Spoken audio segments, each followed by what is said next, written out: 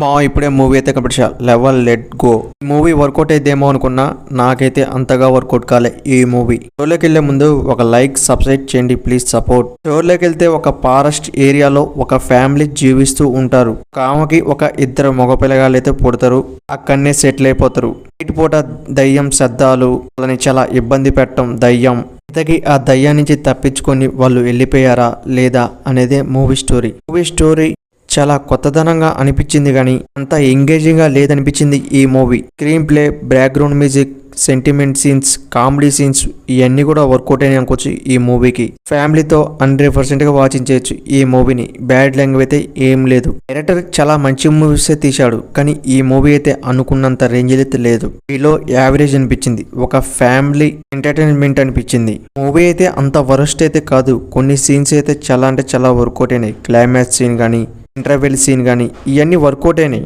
అంత ఎంగేజింగ్గా లేదనిపించింది ఈ movie. Photograph అయితే చాలా అంటే చాలా బాగా అనిపించింది. ఇది ఒక హర్రర్ మూవీ. దయ్యం సీన్స్ కూడా చాలా అంటే చాలా బాగా తీసాడు అనిపించింది డైరెక్టర్. మీరు ఈ మూవీని చూడాలంటే ప్రైమ్ వీడియోలు దొరికింది, పోయి చూడండి. మన ఛానల్ నచ్చితే ఒక లైక్ సబ్స్క్రైబ్ చేయండి ప్లీజ్.